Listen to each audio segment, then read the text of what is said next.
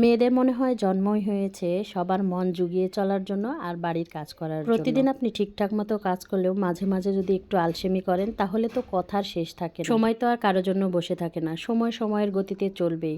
যতই আপনাকে কথা শোনাক আর যতই আপনাকে খারাপ কথা বলুক, তারপরেও কিন্তু আপনার কাজটা আপনাকে করতেই হবে। আপনার যে দায়িত্ব সবার ভালো থাকার, সবাইকে ভালো রাখার দায়িত্ব তো আপনার উপরেই পড়ে। আর একটা মেয়ে সবাইকে ভালো রাখার জন্য সে সবসময় কিন্তু আপ্রাণ চেষ্টা করে। আমার কাছে মনে হয় যারা গৃহিণী তাদের শরীর খারাপ হতে নেই, কারণ তাদের শরীর খারাপ হয়ে গেলে অন্য সবাই কিন্তু তার শরীর খারাপ হয়েছে কিনা সেদিকে খেয়ালই করে না, বরঞ্চ তাদের প্রয়োজন মতো তাদের জিনিসগুলা পেয়েছে কিনা, কোনটা না পায়নি, কোনটা অপূরণ রয়েছে সেটা নিয়ে বেশি সমালোচনা। যারা গৃহিণী তাদের শরীর খারাপ হতে নেই, কেননা তাদের শরীর খারাপ হলে আরামের চাইতে তাদের কষ্টটাই বেশি হয়। কেননা তাদের শরীর খারাপ নিয়েও অন্যের জন্য, অন্যকে ভালো রাখার জন্য, বিশেষ করে তার প্রিয় মানুষগুলোকে ভালো রাখার জন্য তাকে কিন্তু ওই শরীর খারাপ নিয়েই কাজ করতে হবে এবং তাদের সকল চাহিদা পূরণ করতে হবে। এই নিয়মটাই যুগ যুগ ধরে হয়ে আসছে, কেননা আমাদের মা, দাদি, চাচিরা সবাই কিন্তু এই নিয়মটাই পালন করে আসছে। তবে বর্তমানে যতই এখানে আধুনিক যুগ হোক না কিংবা ডিজিটাল যুগ হোক না কেন,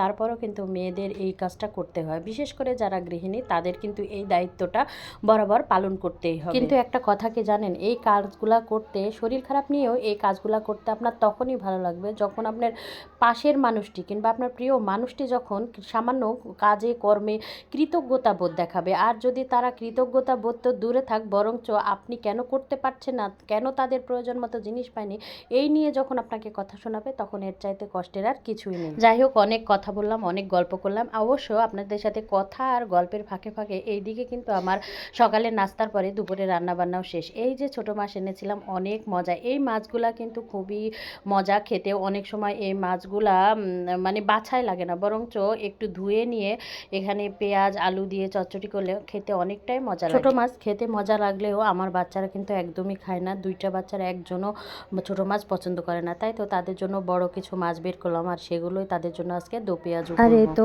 সন্ধ্যা হলে বাচ্চাদের কিছু নাস্তা পানি দেওয়া চাই, কেননা তারা পড়তে বসার আগে তাদের কিছু নাস্তা পানি দিতে হবে। তাই তো আজকে নুডলস আর পাস্তা বানিয়ে ফেললাম তাদের জন্য, কেননা বাচ্চারা এমনই যে সন্ধ্যা লাগলে তাদের কিছু নাস্তা চাই। এই তো বাচ্চাদের সন্ধ্যার নাস্তা টাস্তা দিয়ে এরপরে রাতের জন্য কিছু হালকা পাতলা কিছু রান্না করে নিলাম। আসলে রাত্রে বাচ্চাদের জন্য একটু মুরগির মাংস রান্না করে নিলাম, আর মুরগির মাংসটা রান্না কেমন হয়েছে অবশ্যই জানাবেন।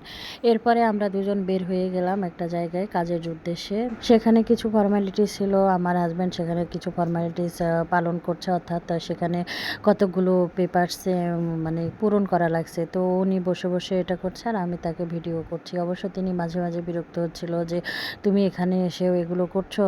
তারপরও আমরা যারা ভিডিও করি কিংবা আমরা যারা ভিডিও মেক করি, তারা কিন্তু অবশ্যই যেখানেই যায় না কেন আমরা কিন্তু ক্যামেরাটা আমাদের চালু থাকবেই থাকে। এই তো আমাদের কাজকর্ম হয়ে গেল এখানে কিছু ফর্মালিটিস পালন করে। এরপরে আমরা এখন নামবো।